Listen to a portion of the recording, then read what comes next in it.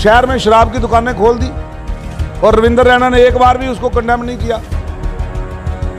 चले हैं पीओजे के लेने, इधर शराबी बना रहे हैं सबको, मंदिरों के शहर को शराब का ठेकों का शहर बना के रख दिया। इस तरह की राजनीति कर रही है भारतीय जनता पार्टी आपके हिसाब से? घटिया, दिखावे के लिए तिरंगा झंडा है, अंदर ये दूसरा झंडा लेके फिरते हैं, दिखावे के लिए तिरंगा झंडा ताकि सब लोगों को इकट्ठा कर सके, उसके लिए एक सियासी इस्तेमाल करते हैं उसको। जितना बेड़ा गर्क किस डबल इंजन की सरकार ने किया जम्मू कश्मीर का और पूरे भारतवर्ष का, शायद किसी ने किया। अब ये मीरपुर वापस लेना कोई आसान काम है? आप पाकिस्तान से पहले आधा इंच आगे जाके दिखाएं, बॉर्डर डिस्टर्ब करके दिखाएं, लड़ाई जंग नहीं होगी वो। आपको भारतीय सेना पर विश्वास नहीं है क्या? भारतीय सेना पर तो विश्वास है हमको, लेकिन बीजेपी पे नहीं है विश्वास। टोनी साहब, ये जो संकल्प लिया था भारतीय जनता पार्टी ने, कल भी बहुत सारे नेताओं ने कहा कि अब बहुत जल्द हम पीओजे के लिए ले लेंगे, क्या लगता है? जुमला, ये संकल्प इन्होंने लिया था ना 15 लाख रुपए देने का, ये संकल्प लिया था 2 करोड़ नौकरियां देने का, ये संकल्प लिया था चाइना को लाल आंख दिखाने का, ये संकल्प लिया था कि 370 टूटने के बाद यहाँ नौकरियां ही नौकरियों की लहर आ जाएगी, यहाँ तरक्की का एक नया आयाम आ जाएगा। मैं कहता हूँ ये सब जुमले हैं। पहले कांग्रेस थी, वो हिंदू सिख करके लड़ाती थी, तो अपनी राजनीति रोटियां सेक के अपनी सियासी कुर्सी फिट करती थी। उसके बाद इन्होंने हिंदू मुस्लिम की राजनीति पकड़ ली। ये एक ही सिक्के के 2 पहले हैं, बीजेपी और कांग्रेस। ये भारतीय जनता पार्टी के पास अब बचा कुछ नहीं है बेचने के लिए। हमें ये बताएं आपने किया क्या है, आपने करना क्या है, वो नहीं हमने सुनना। आपने किया क्या? आपने किए आप नई नौकरियां छोड़ दो, आप 62,000 लोगों को पहले पक्का कर दो जो हमारे डेली वेज हैं, उनको पक्का कर दो ना। आप जो CISF और BSF के साथ जो आपने नाइंसाफियाँ की हैं उनको दुरुस्तीकरण करें। रोज़ आप उनको जगह जगह धरनों पे पीटते हैं। वो जो आपने कोरोना वॉरियर्स थे हमारे, अपनी ज़िंदगी को दांव पे लगा के उन्होंने जम्मू के लोगों की सेवा की, बचाया। और एडमिनिस्ट्रेशन का जो ये छाती पीटती है कि भाई हमने बड़ा काम कर लिया, ये उन कोरोना वॉरियर के सर के ऊपर किया, तो आज उनके सर को कुचला जा रहा है। आप कहते हो कि जी हमने अभी ये कह रहे हैं 24 में से 8 सीटें हमने डी-फ्रीज करनी थी, वो सारा डीलिमिटेशन हो के चला गया, फाइनल रिपोर्ट सबमिट होगी। अब लोगों को बेवकूफ़ बना रहे हो आप विस्थापितों को कि भैया हम आपकी 8 सीटों की बात करेंगे, बेवकूफ़ बना रहे हो हमको। इसी परिसीमन आयोग ने जो जस्टिस रंजना देसाई थी, जितना पीठ पे छुरा उसने जाटों के मारा, किसी और की कौम के मारा।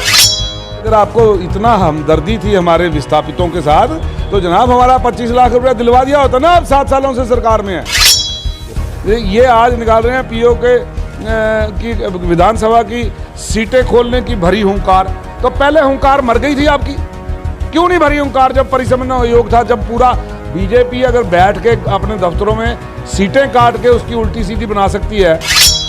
अब इन्होंने यहाँ पे बढ़ता हुआ जनादेश देखा आम आदमी पार्टी का, ये डर गए, तब इनको विस्थापित याद आ गए, तब इनको 8 सीटें भी याद आ गई कि इनकी खोलनी है 24 में से। बीजेपी आज लेफ्टिनेंट गवर्नर की सरकार जो है, ये एक तरफ से प्रॉक्सी सरकार चल रही है बीजेपी की। तो बीजेपी आज किसी तरह इन इल्ज़ामों से मुक्त नहीं हो सकती।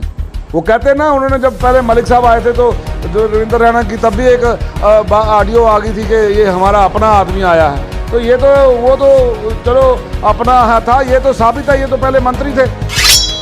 महंगाई की मार से और दोहरा कर दिया एक आम इंसान को। 2 वक्त की रोटी मुश्किल हो गई है जनाब। आप कहते हैं खफा होते हैं जब गरीबों का हाल देख रहे हैं, और रोटी मुश्किल हो गई है। बच्चे स्कूलों से निकाले जा रहे हैं, पढ़ा नहीं पा रहे माँ बाप। टोल प्लाजा यूटी के अंदर लगता नहीं है, वो भी लगा दिए। और दूसरा नेशनल डिस्टेंस जो है वो 60 किलोमीटर का है, वो इन्होंने 35 किलोमीटर के ऊपर लगा के रखा हुआ है। तो फिर कौन जिम्मेदार है? कहते हैं गलत लग गया सरोवर वाला, उठाना है, लेकिन 3 महीने बाद उठाएंगे गडकरी साहब। तो 3 महीने में तक जम्मू को लूटा जाएगा पूरी तरह से। इतने साल लूटा हमने, हमको गलत उस फैसले पे। आप हमारा जम्मू कश्मीर का जो लूटा हुआ पैसा है और कुछ ना करें, पंचायतों को दे दें। इन्होंने 7 स्टार 5 स्टार अपने दफ्तर बना लिए। अब वो गरीब जब इनकी बिल्डिंग के पास से गुजरता है तो वो एक शायर ने बड़ा खूबसूरत कहता है कि ये इमारत जो सामने नजर आ रही है, बीजेपी का दफ्तर देख के कह रहा है कि ये इमारत जो सामने नजर आ रही है अपनी बुलंदियों पे इतरा रही है, इसके गमलों को तो सूंघो, खूने गरीबां की बू आ रही है। कल जम्मू सिटी की अगर हम बात करें तो सिर्फ तिरंगे ही तिरंगे नजर आ रहे थे, और पीओजेके की बात करें तो तमाम भारतीय जनता पार्टी के नेताओं का ये कहना था कि जो कि हमने जो संकल्प लिया था पीओजेके को वापस लेने का, वो समय जो है अब नजदीक है। इस पर चर्चा करेंगे। चर्चा करने के लिए हमारे साथ आम आदमी पार्टी के नेता तरनजीत सिंह टोनी हैं। टोनी साहब, ये जो संकल्प लिया था भारतीय जनता पार्टी ने, कल भी बहुत सारे नेताओं ने कहा कि अब बहुत जल्द हम पीओजेके ले लेंगे, क्या लगता है? जुमला ये संकल्प इन्होंने लिया था ना 15 लाख रुपए देने का, ये संकल्प लिया था 2 करोड़ नौकरियां देने का, ये संकल्प लिया था चाइना को लाल आंख दिखाने का, ये संकल्प लिया था कि 370 टूटने के बाद यहाँ नौकरियां ही नौकरियों की लहर आ जाएगी, यहाँ तरक्की का एक नया आयाम आ जाएगा। मैं कहता हूँ ये सब जुमले हैं। ये भारतीय जनता पार्टी के पास अब बचा कुछ नहीं है बेचने के लिए। हमें ये बताएं आपने किया क्या है, आपने करना क्या है, वो नहीं हमने सुनना। आपने किया क्या? आपने किए हमारे, आप नई नौकरियां छोड़ दो, आप 62,000 लोगों को पहले पक्का कर दो जो हमारे डेली वेज रहे हैं, उनको पक्का कर दो ना। आप जो CISF और BSF के साथ जो आपने नाइंसाफ़ियाँ की हैं उनको दुरुस्तीकरण करें। रोज़ आप उनको जगह जगह धरनों पे पीटते हैं। वो जो आपने कोरोना वॉरियर्स थे हमारे, अपनी ज़िंदगी को दांव पे लगा के उन्होंने जम्मू के लोगों की सेवा की, बचाया, और एडमिनिस्ट्रेशन का जो ये छाती पीटती है कि भाई हमने बड़ा काम कर लिया, ये उन कोरोना वॉरियर के सर के ऊपर किया, तो आज उनके सर को कुचला जा रहा है। आप मुझे बताएं, इनके ये सारे नए हथकंडे हैं लोगों का ध्यान घुमाने के लिए, लेकिन ध्यान अब फोकस रहेगा कि आप वो मत कहें कि आपने किया क्या, क्योंकि वो सब जुमला है, सबको मालूम है। जनाब, ये मीरपुर वापस लेना कोई आसान काम है? आप पाकिस्तान से पहले आधा इंच आगे जाके दिखाएं, बॉर्डर डिस्टर्ब करके दिखाएं, लड़ाई जंग नहीं होगी। वो क्या बात करते हो आप जनाब? ये धोखा है। तो इतनी देर सोए हुए थे आपको? भारतीय सेना पर विश्वास नहीं है क्या? भारतीय सेना पर तो विश्वास है हमको, लेकिन बीजेपी पे नहीं है विश्वास। यहाँ भारतीय सेना की बात ही नहीं है। भारतीय सेना पे विश्वास है तो इसीलिए तो रात को सारे आराम की नींद सोते हैं। वो छाती पे गोली खाता है, छाती पे गोली खाता है, लेकिन क्या मूल्य लगाया जाता है उसका? कोई फोर्सेस का, और CRPF है, BSF है, JKP है, बाकी फोर्सेस हैं। जब वैली में कोई शहीद होता है या बॉर्डर पे कोई शहीद होता है तो क्या लिखा है कौन सा है? मिलिटेंट की गोली नहीं देखती है। लेकिन पूरे हिंदुस्तान में अगर फिर बात करें ना, भारतीय जनता पार्टी, बताएं आपने क्या मोल लगाया उसकी शहादत का? कोई 2 लाख देती है कोई रियासत, कोई 4 लाख देती है, कोई 5 लाख, कोई 10 लाख तक। ये केजरीवाल ही है जो दिल्ली में जिसने 1 करोड़ रुपया दिया है उसके सम्मान में, और एक सरकारी नौकरी दी, चाहे किसी भी जगह किसी भी फोर्स का बंदा और शहीद हो। और ये किया कि नहीं किया है ना? करके दिखा रहा। तो ये सिर्फ वो लोग जो जुमलेबाजी के में एक्सपर्ट हैं। तो पीओजेके कैसे लिया जाएगा आपके हिसाब से? मुझे तो लगता नहीं है, ये जुमला है। क्योंकि ये वो अपने हिस्से में ठीक से रहें, हम अपने हिस्से में से ठीक से रहें। आप अपने घर की बात करें ना जनाब। आप कहते हो कि जी हमने अभी ये कह रहे हैं 24 में से 8 सीटें हमने डी फ्रीज करनी थी। वो सारा डीलिमिटेशन हो के चला गया, फाइनल रिपोर्ट सबमिट होगी। अब लोगों को बेवकूफ़ बना रहे हो आप, विस्थापितों को भैया हम आपकी 8 सीटों की बात करेंगे। बेवकूफ़ बना रहे हो हमको। इसी परिसीमन आयोग ने जो जस्टिस रंजना देसाई थी, जितना पीठ पे छुरा उसने जाटों के मारा, किसी और की कौम के मारा। विस्थापित है ना हम। 1947 में हम हुए, 65 में हम हुए, 71 में हम हुए। और फिर जो छोटी मोटी जो 2-3-4 बार हमारी ऐसे जिसको हम कहते हैं आए और शहर और फिर वापस जाना पड़ा हमको, वो 5 बार हम कम से कम विस्थापित हुए बॉर्डर से। अब और आप हमारी खिल्ली उड़ाते हो। हमारा 5.5 लाख रुपया दे के हमारा 25 लाख रुपया रिकमेंड हुआ था, आपने 5.5 लाख रुपया दे के, वो भी आज तक कितने लोग पेंडिंग है, क्योंकि उसमें इन्होंने ऐसी शर्तें लगा दी जिससे आपको सिर्फ देखना है allotment letter of land in lieu of जो वहाँ छोड़ के आया। कईयों को अपने कागजात नहीं बना पाए, आज वो रह गए। मैं ईमानदारी से कह रहा हूँ, मेरा खुद रह गया। मैं लोगों के बनवाता रहा और मेरे साथ कोई लोग थे, कहते जी आपका हो जाएगा, मेरा तो फिर रह गया ना। उसका बेचारे का कागज़ नहीं हो रहा, मैंने कहा जब तक तेरा नहीं होगा मैं नहीं करूँगा। आप मुझे बताएं ना, हमको तो पहले जनता का कार्य क्यों नहीं? उन्होंने चुना, उन्हीं का कार्य पहले। और मैं अगर ले लेता, वो कहता है इसने अपना ले लिया। वो 8-10 घर हैं जो लोग हैं जिनका नहीं कर सके ये लोग, तो मैंने कहा यार उनका नहीं होगा, मारो गोली 5.5 लाख रुपए को। लेकिन ये है कि कम से कम अपने लोगों के साथ रहूँगा, नहीं मिलेगा तो तुम्हारे साथ हूँ। कहा उनको फिर रहना पड़ा मुझे। मैं बता रहा हूँ कि ये पार्टी है, ये जुमलेबाज पार्टी है, ये लोगों का ध्यान भटकाने के लिए आज इन्होंने ये किया है। बाकी अगर आपको इतना हमदर्दी थी हमारे विस्थापितों के साथ तो जनाब हमारा 25 लाख रुपया दिलवा दिया होता ना। आप 7 सालों से सरकार में है, किसने हाथ बांध रखा है? ये आप कहते हो रियासत में भी हमारी सरकार, सेंटर में भी हमारी सरकार, ये डबल इंजन की सरकार। जितना बेड़ा गर्क किस डबल इंजन की सरकार ने किया जम्मू कश्मीर का और पूरे भारतवर्ष का, शायद किसी ने किया। जनाब आप देखें बेरोजगारी की दरें कहाँ चली गई हैं। मेरा नौजवान आज परेशान देखता हूँ तो मैं सोचता हूँ क्या है, घर में उसको दबाव है, पढ़ लिख के भी आप कुछ नहीं कर रहे हो, क्या करे वो? प्राइवेट नौकरियाँ सारी ड्राई हो गई हैं। मेक इन इंडिया के तहत बाहर से जो इन्वेस्टमेंट आनी है उसको छोड़ो, आप जो हैं थी आपकी शेवरले बंद हो गई, लाखों लोग कर्मचारी बेरोजगार हो गए, आपकी फोर्ड कंपनी बंद होगी, लाखों लोग बेरोजगार हो गए। कहाँ जाएंगे लोग? ये जुमलेबाजी है। आप कम से कम इनको तो आप पूछना बोले ना, आपने 7 साल से हुकूमत में क्यों नहीं किया विस्थापितों का मसला हल?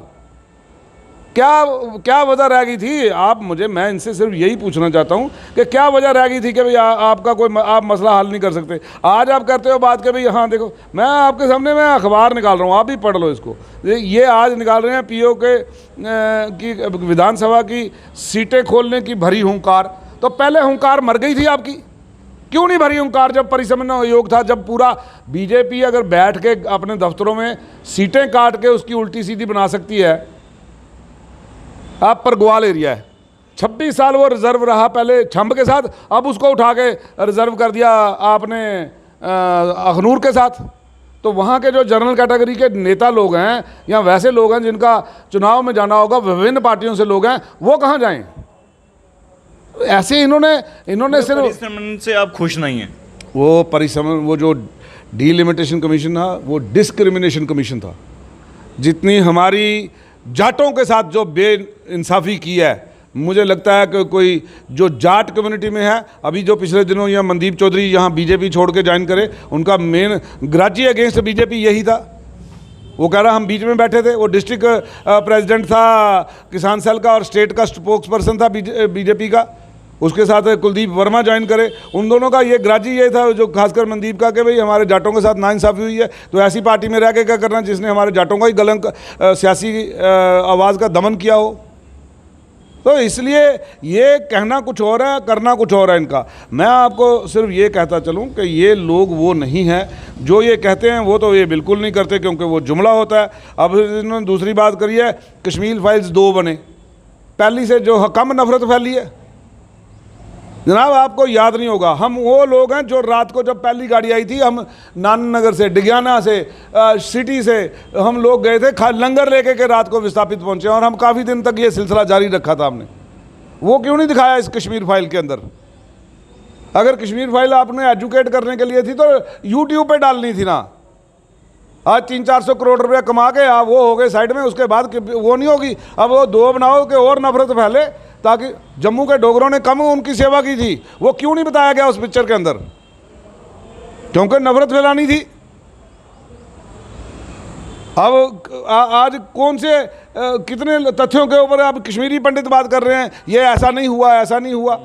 वो विस्थापित हुए मानते हैं, और हम खुद विस्थापित हैं, हम उनका दर्द समझते हैं।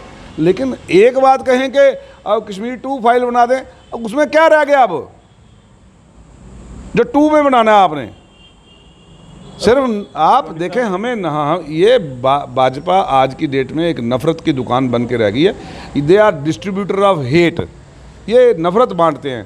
पहले कांग्रेस थी, वो हिंदू सिख करके लड़ाती थी, तो अपनी राजनीति रोटियां सेक के अपनी सियासी कुर्सी फिट करती थी। उसके बाद इन्होंने हिंदू मुस्लिम की राजनीति पकड़ ली। ये एक ही सिक्के के 2 पहले हैं, बीजेपी और कांग्रेस। आज मैं समझता हूँ कि आज लोग जाग चुके हैं। अब इन्होंने यहाँ पे बढ़ता हुआ जनादेश देखा आम आदमी पार्टी का, ये डर गए। तब इनको विस्थापित याद आ गए, तब इनको 8 सीटें भी याद आ गई कि इनकी खोलनी है 24 में से। तो जब हो रहा था तो तब आपने स्ट्रांग रिकमेंडेशन, आप छोटी छोटी कॉन्स्टिट्यूंसियों का हिस्सा, जब जैसे रविंदर रैना की और उनकी वीडियो टेप निकली थी, उनकी जो मंत्री हैं डोडा से, क्या नाम उनका, मुझे नाम नहीं याद आ रहा, तो अभी याद आ जाएगा। तो जो वीडियो टेप निकली, ऑडियो टेप निकली, उससे वो साफ जाहिर था, वो कह रहे हैं कि मैं आपका हिस्सा आपके इलाके में दे रहा हूँ। तो ये कैसे पता चल गया उनको इतनी एडवांस में मैं दे रहा हूँ? बाकी लोगों ने रिकमेंडेशन की थी, उन्होंने नहीं क्लेम किया, लेकिन जो जो बीजेपी ने कहा वही परिसमन में छप कर आ गया। तो आज की डेट में जनाब जाटों को आश्वासन दिया आपकी रामगढ़ की सीट नहीं तो सुचेतगढ़ की, दोनों में से एक खोल दी जाएगी, कोई फिर पीठ में छुरा मारा। तो कहाँ रहेंगे जाट इनके साथ? आज 4.5 लाख से ऊपर की दबा दी है जाटों की, 5 लाख के करीब। मतलब इस डिलिमिटेशन में जाटों के साथ जो है वो न्याय नहीं हुआ, नहीं हुआ और सिखों के साथ नहीं हुआ। सिखों की जहां अक्सरियत बनती थी उनकी कॉन्स्टिट्यूंसी एक बनाई जा सकती थी, लेकिन हमारी जो देखें अभी सिंबल में थोड़ी वार्डें काट के जहां पे हमारी नॉमिनेशन थी वो उसको काट के रख दिया, परे डाल दिया। आपने जो सिख गांव थे जैसे कीर पिंड वगैरह उनको उठा के सुचेतगढ़ में डाल दिया ताकि यहाँ पे अक्सरियत न बन सके, और नारायण नगर बाहर निकाल दिया। आप वार्डें डाल रहे हैं तो फिर वार्ड आप वो देखें ना कौन कौन सी वार्ड है। तो आज की डेट में ये देखें इन्होंने बिल्कुल कम्युनल लाइंस के ऊपर और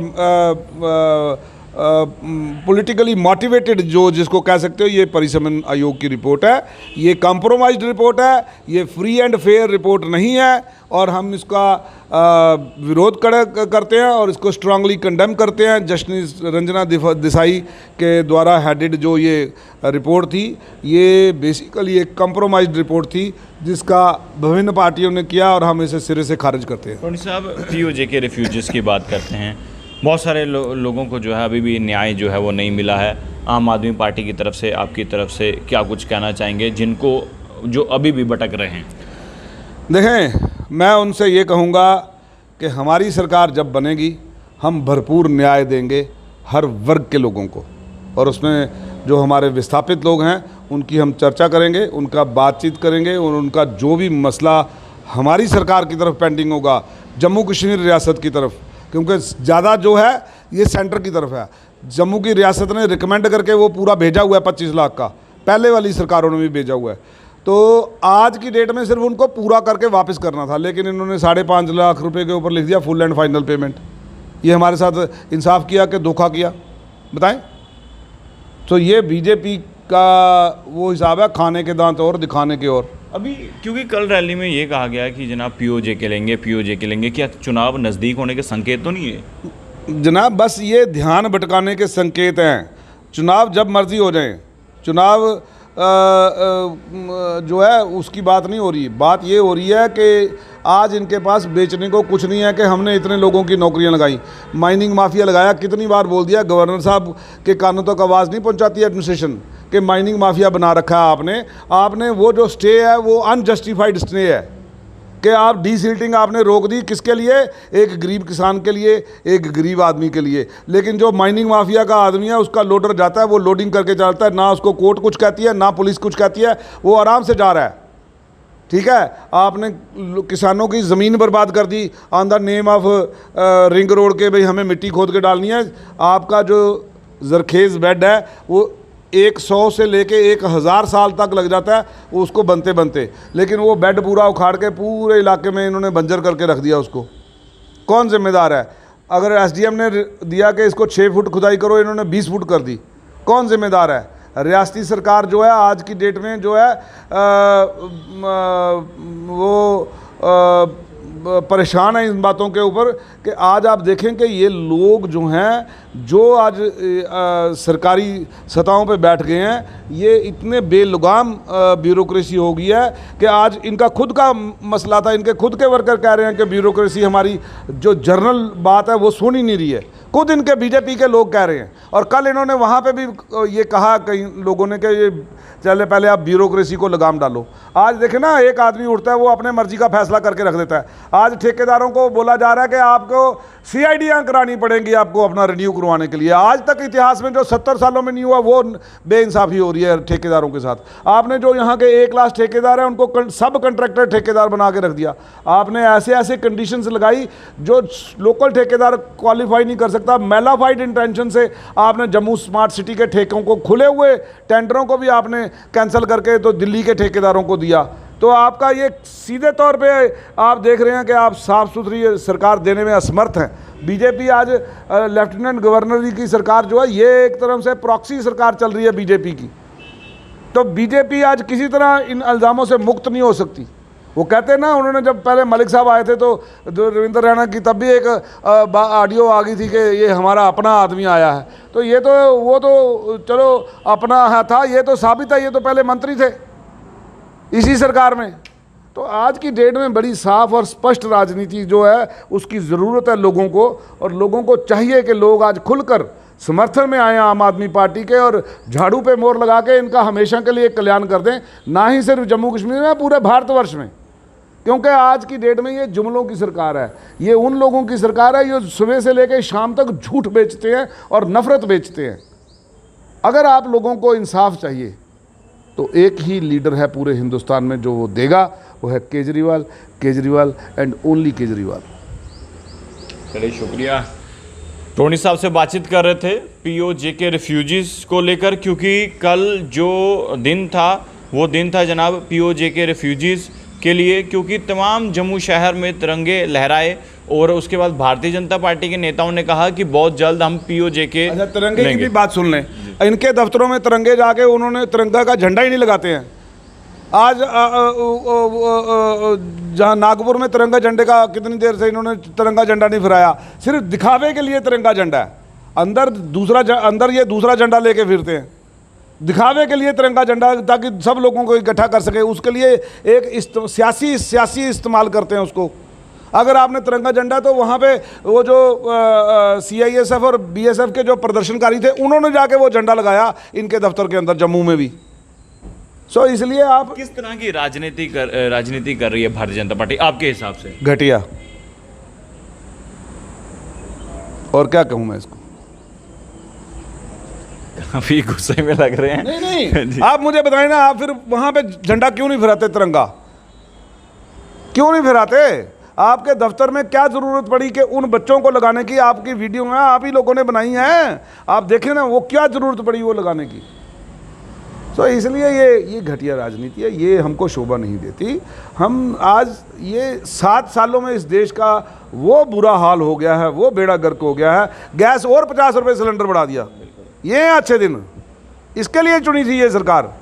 कहते थे बहुत हुई महंगाई की सरकार, अब की बार इनकी सरकार तो बनी तो ये दिया इन्होंने, महंगाई की मार से और दोहरा कर दिया एक आम इंसान को। 2 वक्त की रोटी मुश्किल हो गई है जनाब। आप कहते हैं खफा होते हैं जब गरीबों का हाल देख रहे हैं, और रोटी मुश्किल हो गई है। बच्चे स्कूलों से निकाले जा रहे हैं, पढ़ा नहीं पा रहे माँ बाप। अभी अगर जम्मू कश्मीर में आम आदमी पार्टी की सरकार बनती है, जो प्राइवेट स्कूल हैं उन पर लगाम लगेगी, क्योंकि पेरेंट्स परेशान हैं। फीस माफिया, आप ये कह सकते हैं कि फ़ीस के लिए वसूली की जा रही है, पेरेंट्स को हिरास किया जा रहा है, बच्चों को निकाला जा रहा है। बहुत सारे मामले सामने आए, हाई कोर्ट का ऑर्डर भी इम्प्लीमेंट नहीं हुआ। हम सरकारी स्कूल इतने बेहतर कर देंगे कि आपको प्राइवेट स्कूलों की ज़रूरत नहीं पड़ेगी। वो जो एक स्टेटस सिंबल बन चुका है कि मेरा बच्चा फलाने स्कूल में पढ़ता है, मेरा बच्चा फलाने स्कूल में पढ़ता है, उस स्टेटस सिंबल को लोग बना देंगे कि मेरा बच्चा फलानी सरकारी स्कूल में पढ़ता है। मैं खुद higher secondary Gandhinagar, government Gandhinagar higher secondary का स्टूडेंट हूँ।